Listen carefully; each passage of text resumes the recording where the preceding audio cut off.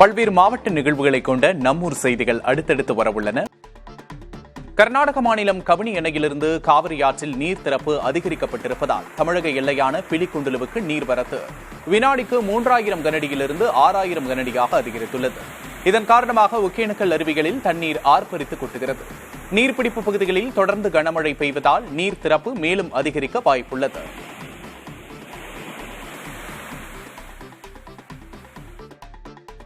அரசு பள்ளி மாணவர்களின் ஆங்கில திறனை வளர்க்க லெவல் அப் என்ற பெயரில் புதிய திட்டம் அமல்படுத்தப்பட்டுள்ளது. அரசு நடுநிலை, உயர்நிலை, மேல்நிலைப் பள்ளிகளில் 6 முதல் 8ஆம் வகுப்பு வரை படிக்கும் மாணவர்களின் ஆங்கில திறன்களை வளர்க்க இந்த திட்டம் அமல்படுத்தப்பட்டுள்ளது. இதன்படி பள்ளிகளில் ஆங்கில திறன்களை சிறப்பாக வெளிப்படுத்தி வரும் சிறந்த ஆசிரியர்கள் மற்றும் தன்னார்வலர்கள் பங்கேற்புடன் ஆங்கிலம் பேசுதல், எழுதுதல் உள்ளிட்ட அடிப்படை திறன்களை வளர்க்க நடவடிக்கை எடுக்கப்பட்டுள்ளது. இதன்படி மாணவர்கள் எளிதில் ஆங்கில மொழியின் அடிப்படை திறன்களை அடையும் வகையில் ஜூன் முதல் டிசம்பர் வரை 7 மாதங்களுக்கு ஆசிரியர்களுக்கு மாதவாரியான இலக்கு நிர்ணயிக்கப்பட்டுள்ளது.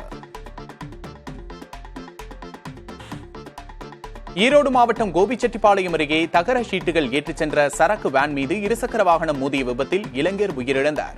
சரக்கு வேன் வலதுபுறம் திரும்பும் போது பின்னால் வேகமாக வந்த இருசக்கர வாகனம் மோதியுள்ளது. இதில் வேனில் இருந்த தகர ஷீட்டுகள் வயிற்று பகுதியில் கிழித்ததால் ஜாகிர் ஹுசேன் என்பவர் நிகழ்விடத்திலேயே உயிரிழந்தார். அவருடன் வந்த ரவிக்குமார் படுகாயங்களோடு கோபி அரசு மருத்துவமனையில் சிகிச்சை பெற்று வருகிறார். வாகனத்தின் வெளியே தகர ஷீட்டுகள் நீட்டிக் கொண்டிருந்ததால் இந்த உயிரிழப்பு ஏற்பட்டிருப்பது சிசிடிவி காட்சியின் மூலம் தெரியவந்துள்ளது. தமிழகத்தில் கடந்த 5 மாதங்களில் 7500 பேர் டெங்கு காய்ச்சலால் பாதிக்கப்பட்டுள்ளதாக தகவல் வெளியாகியுள்ளது. தட்பவெப்பநிலை மாற்றத்தால் காய்ச்சல், சளி, இருமல் உள்ளிட்டவற்றால் பாதிக்கப்படுவோர் அதிகரித்து வருகின்றனர். அதன்படி தமிழகத்தில் டெங்கு, இன்ஃபுளுயன்சா, கொரோனா பாதிப்புகள் அதிகம் காணப்படுகின்றன. இவற்றால் தினமும் 100 பேர் வரை பாதிக்கப்பட்டு சிகிச்சை பெற்று வருவதாக கூறப்படுகிறது. டெங்கு காய்ச்சலால் மட்டும் தினமும் 30க்கும் மேற்பட்டோர் பாதிக்கப்படுகிறார்கள். இதில் நோய் பாதிப்பு குறித்து அறியாமல் தீவிர நிலையில் மருத்துவமனைகளுக்கு வந்த 4 பேர் உயிரிழந்துள்ளதாக தகவல் வெளியாகியுள்ளது. காய்ச்சல், சளி உள்ளிட்ட பாதிப்புகள் ஓரிரு நாட்கள் கடந்தும் தொடர்ந்தால் தாமதிக்காமல் மருத்துவரிடம் சிகிச்சை பெறுவது அவசியம் என்று பொது சுகாதாரத்துறை அதிகாரிகள் தெரிவித்துள்ளனர். திண்டுக்கல் மாவட்டம் ஒட்டன்சத்திரம் காய்கறி மார்க்கெட்டில் வரத்து குறைவு காரணமாக கோவைக்காய் விலை அதிகரித்துள்ளது. 12 ரூபாய்க்கு விற்பனை செய்யப்பட்ட 1 கிலோ கோவைக்காய் தற்போது 20 முதல் 30 ரூபாயாக உயர்ந்துள்ளது.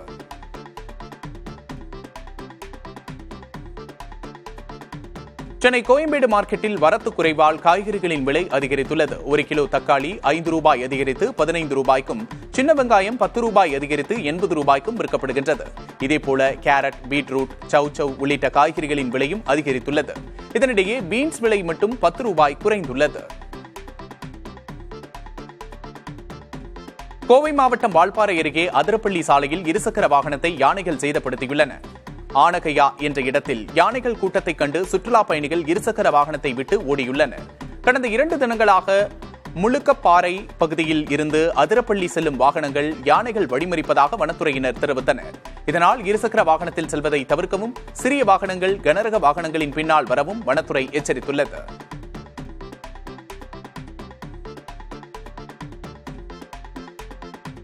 மேற்கு திசை காற்றின் வேக மாறுபாடு காரணமாக தமிழகத்தின் ஒரு சில இடங்களில், புதுச்சேரி, காரைக்காலில் இன்று மழை பெய்ய வாய்ப்பிருப்பதாக சென்னை வானிலை ஆய்வு மையம் தெரிவித்துள்ளது. வரும் 8ஆம் தேதி வரை மழை தொடர வாய்ப்புள்ளது. சென்னையிலும் இன்று மழை பெய்ய வாய்ப்பிருப்பதாக தெரிவிக்கப்பட்டுள்ளது. இதனிடையே தமிழகத்தின் ஒரு சில இடங்களில் இன்றும் நாளையும் அதிகபட்ச வெப்பநிலை இயல்பை விட 3 டிகிரி செல்சியஸ் கூடுதலாக பதிவாக வாய்ப்பிருப்பதாக குறிப்பிடப்பட்டுள்ளது. தமிழகத்தில் நேற்று 10 இடங்களில் 100 டிகிரி ஃபாரன்ஹீட்டுக்கு மேல் வெப்பம் பதிவாகியுள்ளது. அதிகபட்சமாக மதுரை விமான நிலைய பகுதிகளில் 103 டிகிரி ஃபாரன்ஹீட் வெப்பம் பதிவாகியுள்ளது. நாகர்கோவிலில் ரயில் படிகளில் தொங்கியவாறு ஆபத்தான முறையில் ரீல்ஸ் வெளியிட்ட பெண்ணுக்கு எதிர்ப்பு எழுந்த நிலையில் தற்போது மன்னிப்பு கேட்டு வீடியோ வெளியிட்டுள்ளார். தலவாய்புரத்தைச் சேர்ந்த சமூக வலைதள பிரபலமான ஷகிலா பானு என்பவர் ரயில் படிக்கட்டில் நின்று நடனமாடி பதிவு செய்த ரீல்ஸ் வீடியோ பெரும் சர்ச்சையை ஏற்படுத்தியது. ஆபத்தான பயணம் மேற்கொள்ளும் இளைஞர்களை ஊக்குவிப்பதாக எழுந்த கண்டனங்களை அடுத்து ரயில்வே காவல்துறையினர் ஷகிலா பானுவை தேடி வந்தனர். இந்நிலையில் ஷகிலா பானு தற்போது மன்னிப்பு வீடியோ ஒன்றை வெளியிட்டுள்ளார். அதில் இந்த வீடியோ ஒரு சாதாரண கேஷுவல் வீடியோ என்றும் இவ்வளவு சீரியஸ் ஆகும் என எதிர்பார்க்கவில்லை என்றும் தெரிவித்துள்ளார். இருப்பினும் சமூக ஆர்வலர்களும் நெட்டிசன்களும் அவரின் மீது வழக்கு பதிவு செய்து உரிய நடவடிக்கை எடுக்கப்பட வேண்டும் என்று தொடர்ந்து வலியுறுத்தி வருகின்றனர். தயவு செஞ்சு இதை பார்க்கும்போது எனக்கு ரொம்ப கஷ்டமாயிட்டேன். எனக்கு எல்லாரும் கேட்கும்போது கேள்விக்கு மேல கேள்வி கேட்கறாங்க. தப்பு தான், எனக்கு அது தெரியல. சோ அது விளையாட்டுத்தனமா பண்ணிட்டேன். இவ்வளவு ப்ராப்ளம் வந்ததுக்கு அப்புறம் வீடியோ டெலீட் பண்ணிட்டேன். திருவண்ணாமலை சுற்றுவட்டார பகுதிகளில் பரவலாக கனமழை பெய்தது. வேங்கிக்கால், இனாம் காரியத்தல் உள்ளிட்ட பகுதிகளில் அரை மணி நேரத்திற்கும் மேலாக கனமழை பெய்தது. இதனால் வெப்பம் தணிந்து குளிர்ச்சியான சூழல் நிலவியது.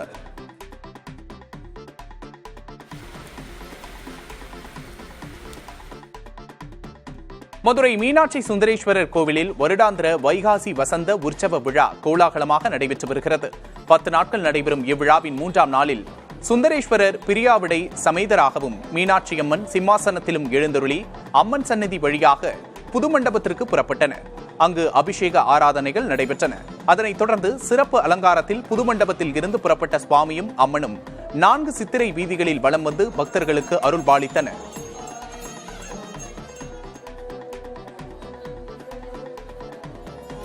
ராமநாதபுரம் மாவட்டம் திருவாடானை அருகே மரத்தில் லாரி மோதி விபத்துக்குள்ளான நிலையில் அதில் சிக்கிய ஓட்டுநர் 2 மணி நேர போராட்டத்துக்கு பின்பு மீட்கப்பட்டுள்ளார். கொச்சி தொண்டி தேசிய நெடுஞ்சாலையில் பாரதி நகர் பகுதியில் மீன் லோடு ஏற்றி வந்த சரக்கு லாரி கட்டுப்பாட்டை இழந்து வேப்பமரத்தில் மோதி விபத்துக்குள்ளானது. இதில் ஓட்டுநர் லாரியில் சிக்கிக் கொண்டார். தீயணைப்புத் துறையினர் 2 மணி நேரத்திற்கும் மேலாக போராடி ஓட்டுநரை பத்திரமாக மீட்டனர்.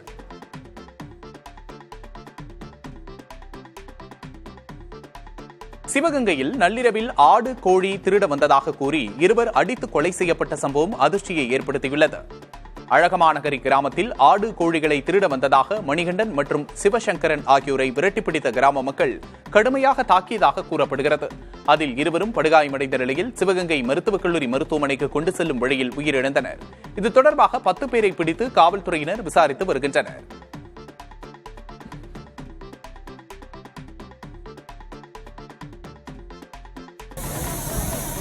விழுப்புரம் அருகே உள்ள பி ஆகரம் கிராமம் வழியாக சென்னைக்கு செல்லும் வீராணம் குடிநீர் குழாயில் திடீரென்று உடைப்பு ஏற்பட்டது. இதனால் 70 அடிக்கு மேல் நீர் உயர எழும்பி பார்ப்பதற்கு கண்கவர் ஆகாய நீர்வீழ்ச்சி போல காட்சியளித்தது. குழாய் உடைப்பை சரி செய்து குடிநீர் வீணாவதை தடுக்க வேண்டுமென மக்கள் கோரிக்கை விடுக்கின்றனர்.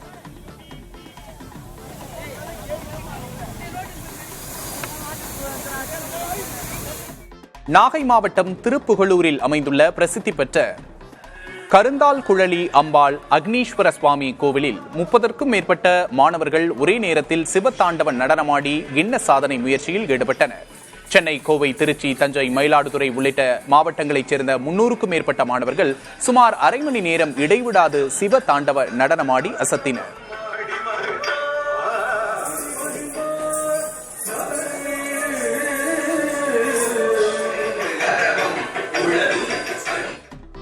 விருதுநகர் மாவட்டம் அருப்புக்கோட்டையில் ஆம்னி வேன் மோதிய விபத்தில் முதியவர் படுகாயமடைந்தார். பன்னீர்செல்வம் என்பவர் பஜார் வழியாக நடந்து சென்று கொண்டிருந்த போது பின்னால் வந்த ஆம்னி வேன் மோதியது. இதில் தலையில் பலத்த காயமடைந்த முதியவர் மருத்துவமனையில் அனுமதிக்கப்பட்டுள்ளார். ஸ்ரீவைகுண்டத்தில் சாலையில் நடந்து சென்ற பெண்ணின் மீது அரசு பேருந்து மோதியதில் அவர் நிகழ்விடத்திலேயே உயிரிழந்தார். சலவை தொழிலாளியான மாடத்தி என்பவர் ஸ்ரீவைகுண்டம் பேருந்து நிலையம் நோக்கி நடந்து சென்றுள்ளார். அப்போது பின்பக்கமாக வந்த அரசு பேருந்து மோதியதில் நிலை தடுமாறி கீழே விழுந்தார். எதிர்பாராத விதமாக மாடத்தியின் மீது பேருந்தின் பின்பக்க டயர்கள் ஏறி இறங்கியதில் அவர் உடல் நசுங்கி உயிரிழந்தார். இதுகுறித்து ஸ்ரீவைகுண்டம் போலீசார் வழக்கு பதிவு செய்து விசாரணை நடத்தி வருகின்றனர். விருதுநகர் மாவட்டம் சாத்தூர் அருகே உள்ள கரிசல்பட்டி கல்குவாரியில் காவலாளி ராஜசேகரன் அடித்து கொலை செய்யப்பட்டார். அதே கல்குவாரியில் பணிபுரியும் காவலாளி மனோஜ்குமார் என்பவருக்கும் ராஜசேகரனுக்கும் இடையே செல்போன் காணாமல் போனது தொடர்பாக முன்விரோதம் இருந்ததாக கூறப்படுகிறது. விசாரணை நடத்தி காவல்துறையினர் மனோஜ்குமாரை கைது செய்துள்ளனர்.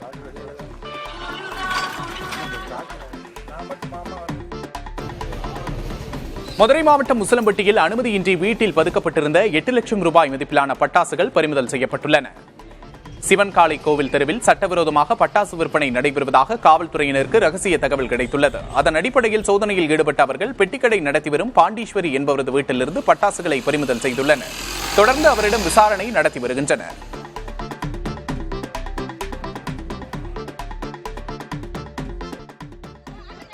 ராமநாதபுரம் மாவட்டம் மேலகொடுமலூர் நட்டானேந்தல் கிராமத்தைச் சேர்ந்த பெண்கள் குடிநீரின்றி தவிப்பதாக கூறி காலி குடங்களுடன் மாவட்ட ஆட்சியரிடம் மனு அளித்தனர். அதில் தங்கள் ஊரில் நிலத்தடி நீர் குறைந்ததால் குடிக்க தண்ணீர் இல்லை எனவும் பணம் கொடுத்து குடிநீர் வாங்க வேண்டிய நிலை ஏற்பட்டுள்ளதாகவும் தெரிவித்துள்ளனர்.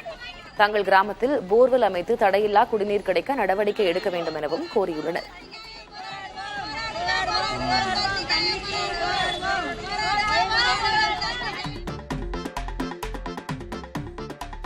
வேலூர் மாவட்டம் பெரணாம்பட்டு பாக்கர் ஹுசேன் தெருவில் மின்கசிவால் ஏற்பட்ட தீ விபத்தில் கேஸ் சிலிண்டர் வெடித்ததில் 5 கூரை வீடுகள் தீக்கிரையாகின. துரைசாமி என்பவரின் வீட்டில் இருந்த 50,000 ரூபாய் ரொக்கமும் முற்றிலும் எரிந்து வீணாகியது. தீயணைப்புத் துறையினர் 1 மணி நேரம் போராடி தீயை கட்டுப்படுத்தினர்.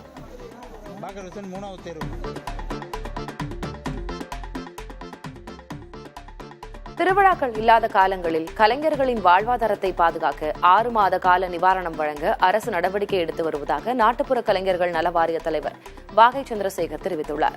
நெல்லையில் நடைபெற்ற விழாவில் பங்கேற்ற பின் பேசிய அவர் 371 கலைஞர்களுக்கு 13,17,000 ரூபாய் நிதி உதவி வழங்கப்பட்டதாக குறிப்பிட்டார்.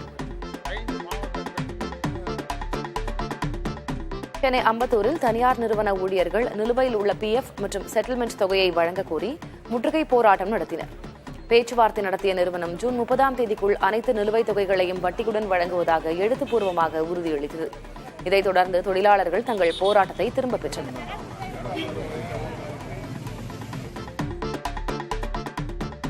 சேலம் மாவட்டம் ஆத்தூர் அருகே ஏற்பட்ட சாலை விபத்தில் விஜய் மக்கள் இயக்க ஆத்தூர் நகர செயலாளர் ரமேஷ் உயிரிழந்தார். இருசக்கர வாகனம் நிலை தடுமாறி இரும்பு தடுப்பில் மோதியதில் தலையில் பலத்த காயமடைந்த ரமேஷ் சம்பவ இடத்திலேயே பரிதாபமாக உயிரிழந்தார். விபத்தில் காயமடைந்த ஊழியர் சுந்தரம் மருத்துவமனையில் அனுமதிக்கப்பட்டுள்ளார்.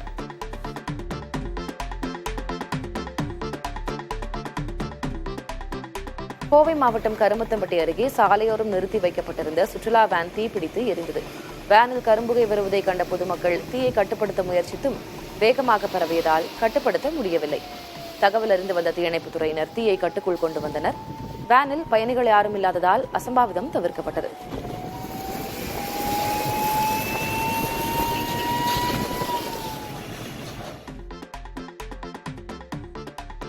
செங்கல்பட்டு மாவட்டம் மூவரசம்பட்டு அரசினர் மேல்நிலைப் பள்ளியில் நடைபெற்ற பாடப்புத்தகம் வழங்கும் விழாவில் மின்சாரம் இல்லாமல் அமைச்சர் மற்றும் மாவட்ட ஆட்சியர் வெகுநேரம் காத்திருந்த சம்பவம் சலசலப்பை ஏற்படுத்தியது.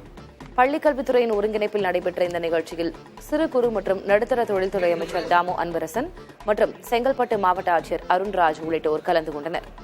விழா காலை 10 மணிக்கு தொடங்க திட்டமிடப்பட்டிருந்த போதிலும் திடீரென மின்சாரம் தடைபட்டதால் அமைச்சர் மற்றும் மாவட்ட ஆட்சியர் சுமார் 20 நிமிடங்கள் பள்ளி தலைமை ஆசிரியர் அலுவலகத்தில் காத்திருந்தனர்.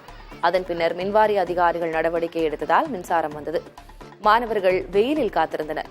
விழாவில் அமைச்சர் மற்றும் மாவட்ட ஆட்சியர் ஒன்றாக தேசிய கொடியை ஏற்றிவிட்டு கவனிக்காமல் சென்றனர். பின்னர் அது தலைகீழாக ஏற்றப்பட்டிருப்பது தெரிந்து ஆசிரியர்கள் உடனடியாக அதை சரி செய்தனர். விழாவில் மாவட்ட ஆட்சியரின் செயல்பாடு குறித்த விமர்சனங்கள் எழுந்துள்ளன.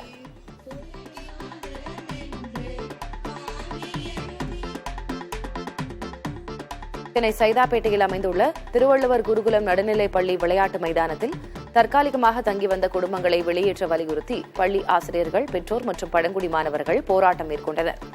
நாட்டின் பழங்குடி மாணவர்களுக்கான முதல் பள்ளியாக திகழும் இந்த பள்ளி கடந்த 53 ஆண்டுகளாக நிதியுதவி பெற்று செயல்பட்டு வருகிறது. 2015ஆம் ஆண்டு சென்னை வெள்ளத்திற்கு பிறகு 10 குடும்பங்கள் பள்ளி மைதானத்தில் தற்காலிகமாக தங்க வைக்கப்பட்டனர். ஆனால் கடந்த 10 ஆண்டுகளாக மாற்று வீடுகள் வழங்கப்படாததால் இவர்கள் அங்கு தொடர்ந்திருக்கிறார்கள். இதனால் பள்ளி மைதானத்தில் சுகாதார சீர்கேடு, போதைப் பொருள் விற்பனை, வாகனங்களை நிறுத்தும் போன்ற செயல்கள் நடைபெறுவதால் மாணவர்களின் பாதுகாப்புக்கு அச்சுறுத்தல் ஏற்பட்டுள்ளதாக பள்ளி தரப்பினர் குற்றம் சாட்டியுள்ளனர். பள்ளி விளையாட்டு மைதானம் மீண்டும் மாணவர்களுக்கு பயன்பட வேண்டும் என பெற்றோர்கள் வலியுறுத்தினர். அதிகாரிகள் விரைவில் நடவடிக்கை எடுப்பதாக வாக்குறுதி அளித்துள்ளனர். திருப்பூர் மாவட்டம் தாராபுரம் அருகே உள்ள சின்னக்கம்பாளையத்தில் தனியார் கோழிப்பண்ணையில் இருந்து வரும் லட்சக்கணக்கான ஈக்களால் மக்கள் கடும் அவதிக்குள்ளாகியுள்ளனர். ஈக்களின் தொல்லையால் குடியிருக்கவே முடியவில்லை என பலமுறை புகார் அளித்தும் நடவடிக்கை இல்லை என கூறி 50க்கும் மேற்பட்டோர் கோழிப்பண்ணை முன்பு ஆர்ப்பாட்டத்தில் ஈடுபட்டனர். அதிகாரிகள் பேச்சுவார்த்தை நடத்தி 2 நாட்களில் தீர்வு காண்பதாக உறுதியளித்ததை அடுத்து போராட்டம் கைவிடப்பட்டது.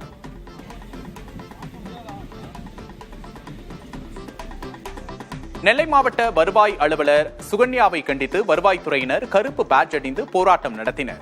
குறுவட்ட ஆய்வாளர் ரஹ்மத் மீது 17B குற்றச்சாட்டு குறிப்பானை பிறப்பித்ததை கண்டித்து இந்த போராட்டம் நடத்தப்பட்டது. வருவாய்த்துறை ஊழியர்களிடம் கடுமையாக நடந்து கொள்வதாக மாவட்ட வருவாய் அலுவலர் மீது குற்றம் சாட்டப்பட்டுள்ளது. தஞ்சை நாடாளுமன்ற உறுப்பினர் முரசொலி 12ஆம் வகுப்பு பொதுத் தேர்வில் 100% தேர்ச்சி பெற்ற அரசு மற்றும் அரசு உதவி பெறும் பள்ளிகளுக்கு நேரில் சென்று பாராட்டினார். பள்ளிகளை தேடி தஞ்சை நாடாளுமன்ற உறுப்பினர் திட்டத்தின் கீழ் 2024-25 கல்வியாண்டில் சிறப்பாக செயல்பட்ட பள்ளிகளுக்கு சென்ற அவர் தலைமை ஆசிரியர்களுக்கு பொன்னாடை போர்த்தியும் மற்றும் மாணவர்களுக்கு கேடயம் மற்றும் சான்றிதழ் வழங்கியும் கௌரவித்தார். திருவள்ளூர் மாவட்டம் பள்ளசூரப்பட்டு கிராமத்தில் மயானத்திற்கு செல்ல பாதை இல்லாததால் இறந்தவர்களின் சடலத்தை வயல்வெளிகள் மற்றும் கரடுமுரடான பாதைகளில் எடுத்துச் செல்லும் அவல நிலை தொடர்கிறது. சுமார் 2 கிலோமீட்டர் தொலைவில் உள்ள மயானத்திற்கு செல்லும் 24 அடி அகல சாலை தனியாரால் ஆக்கிரமிக்கப்பட்டுள்ளதாக கிராம மக்கள் குற்றம் சாட்டுகின்றனர். உடனடியாக ஆக்கிரமிப்புகளை அகற்றி மயானத்திற்கு செல்ல பாதை அமைத்து தர வேண்டும் என்று கிராம மக்கள் கோரிக்கை விடுத்துள்ளனர். இதுகுறித்து பொன்னேரி வட்டாட்சியர் சோமசுந்தரத்திடம் கேட்டபோது ஆய்வு செய்து நடவடிக்கை எடுக்கப்படும் என்று தெரிவித்தார்.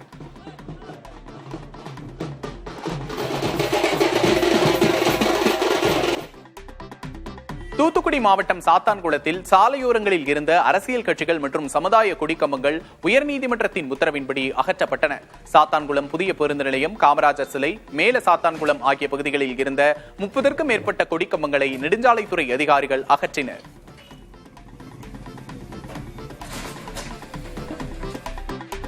சேலம் மாவட்டம் ஆத்தூர் அருகே அம்மம்பாளையத்தில் முத்துமாரியம்மன் கோவில் தேர் திருவிழா நடைபெற்றது. இதனையொட்டி அலங்கரிக்கப்பட்ட தேரில் முத்துமாரியம்மன் எழுந்தருளினார். இதனைத் தொடர்ந்து பெண்கள், குழந்தைகள் தேரை வடம் பிடித்து இழுக்க முக்கிய வீதிகள் வழியாக தேரோட்டம் நடைபெற்றது.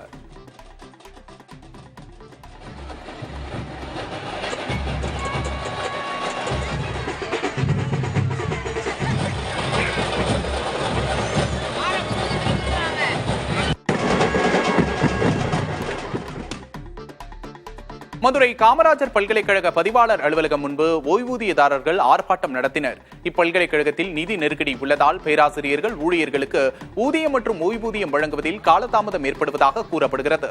இந்நிலையில் பல்கலைக்கழக ஓய்வூதியதாரர்கள் தங்களுக்கு மே மாதம் வழங்க வேண்டிய ஓய்வூதியம் வழங்கப்படவில்லை என்று புகார் தெரிவித்து ஆர்ப்பாட்டத்தில் ஈடுபட்டனர். பின்னர் பதிவாளரிடம் கோரிக்கை மனுவை அளித்தனர்.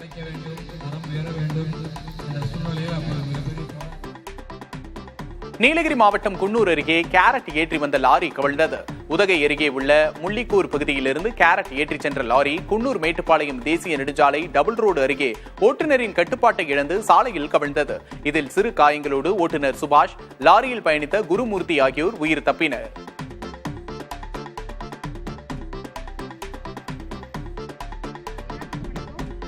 நாகர்கோவிலில் ரயில் படியில் தொங்கியவாறு ஆபத்தான முறையில் ரீல்ஸ் வெளியிட்ட பெண்ணுக்கு எதிர்ப்பு எழுந்த நிலையில் தற்போது மன்னிப்பு கேட்டு வீடியோ வெளியிட்டுள்ளார். தலவாய்புரத்தைச் சேர்ந்த சமூக வலைதள பிரபலமான ஷக்கீலா பானு என்பவர் ரயில் படிக்கட்டில் நின்று நடனமாடி பதிவு செய்த ரீல்ஸ் வீடியோ பெரும் சர்ச்சையை ஏற்படுத்தியது. ஆபத்தான பயணம் மேற்கொள்ளும் இளைஞர்களை ஊக்குவிப்பதாக எழுந்த கண்டனங்களை அடுத்து ரயில்வே காவல்துறையினர் ஷக்கீலா பானுவை தேடி வந்தனர். இந்த நிலையில் ஷக்கீலா பானு தற்போது மன்னிப்பு வீடியோ ஒன்றை வெளியிட்டுள்ளார். அதில் இந்த வீடியோ ஒரு சாதாரண கேஷுவல் வீடியோ என்றும் இவ்வளவு சீரியஸ் ஆகும் என எதிர்பார்க்கவில்லை என்றும் தெரிவித்துள்ளார். இருப்பினும் சமூக ஆர்வலர்களும் நெட்டிசன்களும் அவரின் மீது வழக்கு பதிவு செய்து உரிய நடவடிக்கை எடுக்கப்பட வேண்டும் என தொடர்ந்து வலியுறுத்தி வருகின்றனர். தயவு செஞ்சு இதை எனக்கு பார்க்கும்போது எனக்கு ரொம்ப கஷ்டமாயிட்டு. எனக்கு எல்லாரும் கேட்கும் போது கேள்வி மேல கேள்வி கேட்கிறாங்க. தப்பு தான், எனக்கு அது தெரியல. சோ அது விளையாட்டுத்தனமா பண்ணிட்டேன். இவ்வளவு ப்ராப்ளம் வந்ததுக்கு அப்புறம் வீடியோ டெலீட் பண்ணிட்டேன். சிவகங்கையில் நள்ளிரவில் ஆடு, கோழி திருட வந்ததாக கூறி இருவர் அடித்து கொலை செய்யப்பட்ட சம்பவம் அதிர்ச்சியை ஏற்படுத்தியுள்ளது. அழகமாநகரி கிராமத்தில் ஆடு, கோழிகளை திருட வந்ததாக மணிகண்டன் மற்றும் சிவசங்கரன் ஆகியோரை விரட்டி பிடித்த கிராம மக்கள் கடுமையாக தாக்கியதாக கூறப்படுகிறது.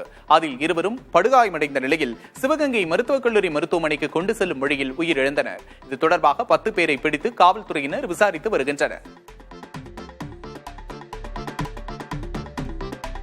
பள்ளிகள் திறக்கப்பட்ட நிலையில் திருவள்ளூர் மாவட்டம் மீஞ்சூரை அடுத்த வெள்ளம்பாக்கம் ஊராட்சி ஒன்றிய தொடக்கப்பள்ளியில் மாணவிகளின் எண்ணிக்கை 4ஆக உயர்ந்துள்ளது. கடந்த 2 ஆண்டுகளாக ஒரே ஒரு மாணவி மட்டுமே படித்து வந்த நிலையில் மேலும் 3 மாணவிகள் புதிதாக சேர்க்கப்பட்டுள்ளனர். இங்கு 38 லட்சம் ரூபாய் மதிப்பில் கட்டப்பட்ட புதிய பள்ளி கட்டிடம் பயன்பாட்டிற்கு கொண்டுவரப்படாததால் அங்கன்வாடியில் வகுப்புகள் நடைபெற்று வருவது குறிப்பிடத்தக்கது. மேட்டூர் ராமன் நகரைச் சேர்ந்த அரசு பள்ளி ஆசிரியர் ராஜாராம் மற்றும் அவரது மனைவி கவிதா மீது 15 லட்சம் ரூபாய் பண மோசடி செய்ததாக குற்றச்சாட்டு எழுந்துள்ளது. பாலகிருஷ்ணன் என்பவரிடம் தொழில் பயிற்சி பள்ளியில் பங்குதாரர்களாக ஆசை வார்த்தை கூறி பணத்தை பெற்றதாகவும் ஆனால் லாபம் தராமல் ஏமாற்றியதாகவும் கூறப்படுகிறது. இதனையடுத்து மோசடி உள்ளிட்ட 3 பிரிவுகளில் வழக்கு பதிவு செய்த கருமலை கூடல் காவல்துறையினர் தலைமறைவாக உள்ள ஆசிரியர் ராஜாராம் மற்றும் அவரது மனைவியை தேடி வருகின்றனர். தமிழ்நாடு அரசின் இலவச ஆண்ட்ராய்டு ஸ்மார்ட் போன்களை விரைந்து வழங்க கோரி வேலூர் மாவட்டத்தைச் சேர்ந்த 20க்கும் மேற்பட்ட பார்வை மாற்றுத்திறனாளிகள் ஆட்சியர் சுப்புலட்சுமியிடம் மனு அளித்தனர். இதுவரை 200 பார்வை மாற்றுத்திறனாளிகளுக்கு மேல் விண்ணப்பித்தும் இதுவரை இலவச போன் வழங்கப்படவில்லை என தெரிவித்தனர்.